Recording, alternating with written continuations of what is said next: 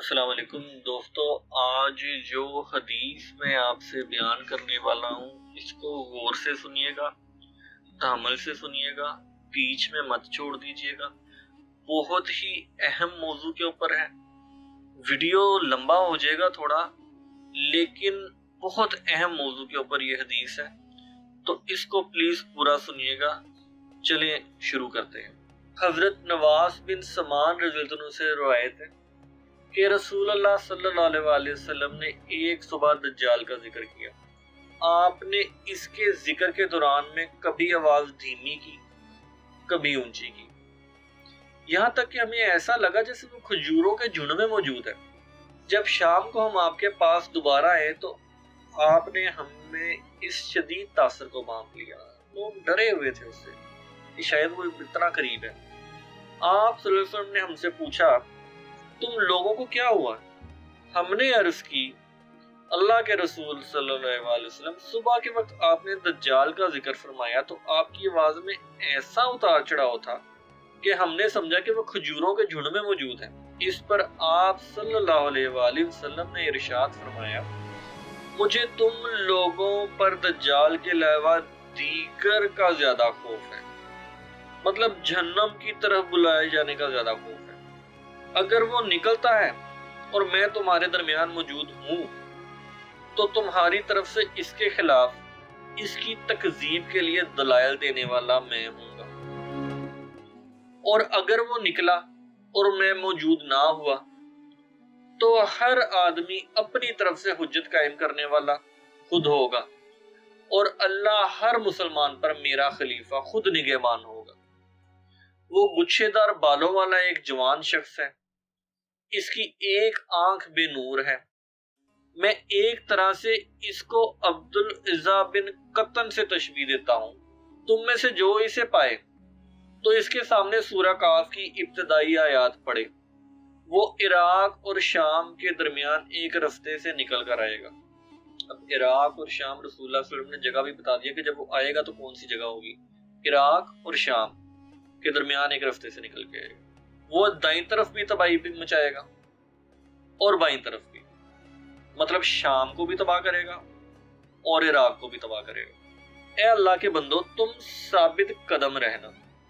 ہم نے عرض کی، اللہ کے رسول، زمین میں اس کی سرعت رفتار کیا ہوگی؟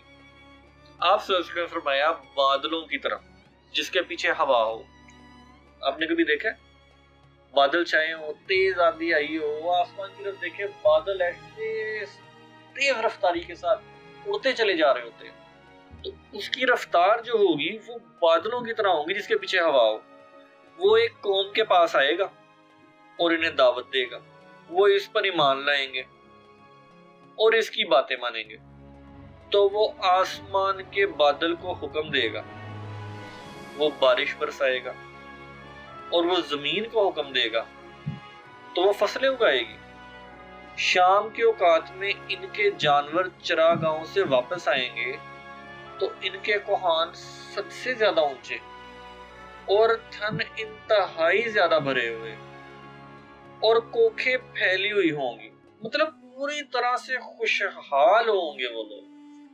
پھر ایک اور قوم کے پاس آئے گا اور انہیں بھی دعوت دے گا، وہ اس کی بات ٹھکرا دیں گے، وہ انہیں چھوڑ کر چلا جائے گا تو وہ قحط کا شکار ہو جائیں گے۔ ان کے مال مویشی میں سے کوئی چیز ان کے ہاتھ میں نہیں ہوگی، اور وہ دجال بنجر زمین میں سے گزرے گا تو اسے کہے گا کہ اپنے خزانے نکال، تو اس بنجر زمین کے خزانے اس طرح نکل کر اس کے پیچھے لگ جائیں گے جس طرح شہد کی مکھیوں کی رانیاں ہیں۔ آپ نے دیکھا ہے شہد کی مکھیاں اپنی رانی کے پیچھے چل رہی ہوتی ہیں، تو دجال جدھر جدھر جائے گا زمین سے خزانے نکل نکل کے اس کے پیچھے جا رہے ہوں گے۔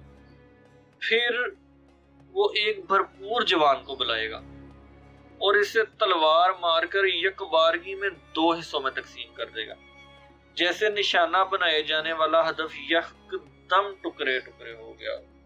پھر وہ اسے بلائے گا تو وہ زندہ ہو کر دیکھتے ہوئے چہرے کے ساتھ ہنستا ہوا آئے گا۔ وہ دجال اسی عالم میں ہوگا جب اللہ تعالی مسیح بن مریم علیہ السلام کو مبعوث فرمان۔ وہ دمشق کے حصے میں ایک سفید مینار کے قریب 2 کیسری کپڑوں میں 2 فرشتوں کے کندھوں پر ہاتھ رکھے ہوئے اتریں گے۔ جب وہ اپنا سر جھکائیں گے تو قطرے گریں گے، سبحان اللہ، اور سر اٹھائیں گے تو اس سے چمکتے موتیوں کی طرح پانی کی بوندیں گریں گی۔ کسی کافر کے لیے جو آپ کی سانس کی خوشبو پائے گا، مرنے کے سوا کوئی چارہ نہیں ہوگا۔ حضرت عیسیٰ کی سانس کی خوشبو سے ہی کافر مر جائے گا۔ اس کی سانس کی خوشبو وہاں تک پہنچے گی جہاں تک ان کی نظر جائے گی۔ آپ علیہ السلام اسے ڈھونڈیں گے تو اسے لد، جو آج کل لوڈیا کے نام سے مشہور ہے، لڈ کے دروازے پر پائیں گے اور اسے قتل کر دیں گے۔ پھر عیسیٰ بن مریم علیہ السلام کے پاس وہ لوگ آئیں گے جنہیں اللہ نے اس دجال کے دام میں آنے سے محفوظ رکھا ہوگا، تو وہ اپنے ہاتھ ان کے چہروں پر پھیریں گے اور انہیں جنت میں ان کے درجات کی خبر دیں گے، انہیں بتائیں گے کہ تم جنتی ہو۔ وہ اسی عالم میں ہوں گے کہ اللہ تعالیٰ عیسیٰ علیہ السلام کی طرف وحی فرمائے گا، میں نے اپنے پیدا کیے ہوئے بندوں کو باہر نکال دیا ہے، ان سے جنگ کرنے کی طاقت کسی میں نہیں۔ اب یہ پیدا کیے ہوئے بندے اللہ تعالیٰ کے کون ہیں؟ قرآن میں بھی اللہ فرما چکا ہے کون ہوں گے یہ لوگ۔ سب کو اللہ نے پیدا کیا ہے، یہ یجوج ماجوج ہوں۔ تو حدیث کی طرف آگے آتے ہیں، آپ میری بندگی کرنے والوں کو اکٹھا کر کے طور کی طرف لے جائیں۔ طور وہ پہاڑی ہے جہاں حضرت موسیٰ علیہ السلام کو نبوت ملی تھی، اور طور کی پہاڑی کے اوپر جو ہے اللہ تعالیٰ سے وہ ہم کلام ہوا کرتے تھے۔ تو اللہ تعالیٰ فرمائے گا کہ طور کی طرف لے جائیں، اور اللہ یاجوج ماجوج کو بھیج دے گا۔ وہ ہر اونچی جگہ سے امڑتے ہوئے آئیں گے۔ ان کے پہلے لوگ میٹھے پانی کی بہت بڑی جھیل جسے بحیرہ تبریہ سے کہا جاتا ہے وہاں سے گزریں گے، اور اس میں جو پانی ہوگا اسے پی جائیں گے۔ پھر آخری لوگ گزریں گے تو وہ کہیں گے کبھی اس بحیرہ میں بھی پانی ہوگا، مطلب وہ بحیرہ خشک ہو چکا ہوگا، اس کا تمام پانی پی جائیں گے، تعداد میں اتنے زیادہ ہوں گے۔ اللہ کے نبی حضرت عیسیٰ علیہ السلام اور ان کے ساتھی محصور ہو کر رہ جائیں گے، حتیٰ کہ ان میں سے کسی ایک کے لیے بیل کا سراج سے بہتر قیمتی ہوگا، جتنے آج تمہارے لیے 100 دینار ہیں۔ اس قدر محصور ہو جائیں گے کہ بیل کا سراج جو ہے وہ بھی 100 دینار سے زیادہ قیمتی ہوگا، اب کھانے پینے کو بھی نہیں ہوگا وہاں سے۔ اللہ کے نبی عیسیٰ علیہ السلام اور ان کے ساتھی گڑ گڑا کر دعائیں کریں گے تو اللہ تعالیٰ ان یاجوج ماجوج پر ان کی گردنوں میں کیڑوں کا عذاب نازل کر دے گا، تو وہ ایک انسان کے مرنے کی طرح یک باغارگی سے اس کا شکار ہو جائیں گے، مطلب تمام کے تمام مر جائیں گے۔ پھر اللہ کے نبی عیسیٰ علیہ السلام اور ان کے ساتھی اتر کر میدانی زمین پر آئیں گے۔ پہلے تو وہ پہاڑ دور پہ چڑھے ہوئے تھے، تو انہیں زمین میں بالشت بھر بھی جگہ نہیں ملے گی، بالکل تھوڑی سی بھی جگہ نہیں ملے گی جو ان کی گندگی اور بدبو سے بھری ہوئی نہ ہو۔ وہ مر چکے ہوں گے، ان کی لاشوں سے تافل چھوٹ رہا ہوگا، بدبو پھیلی ہوگی۔ اس پر حضرت عیسیٰ علیہ السلام اور ان کے ساتھی اللہ کے سامنے گڑ گڑائیں گے تو اللہ تعالیٰ بختی اونٹوں کے جیسی لمبی گردنوں کی طرح پرندے بھیجے گا، جن کی گردنیں لمبی لمبی ایسی ہوں گی جیسے اونٹوں کی ہوتی ہیں، جو انہیں اٹھائیں گے اور جہاں اللہ چاہے گا جا کے پھینک دیں گے۔ پھر اللہ تعالیٰ ایسی بارش بھیجے گا جس سے کوئی گھر اینٹوں کا ہو یا اون کا خیمہ ہو اوٹ مہیا نہیں کر سکے گا، اتنی بارش ہوگی۔ وہ زمین کو دھو کر شیشے کی طرح صاف کر چھوڑے گی۔ پھر زمین سے کہا جائے گا اپنے پھل اگاؤ اور اپنی برکت لوٹاؤ، تو اس وقت ایک انار کو پوری جماعت کھائے گی۔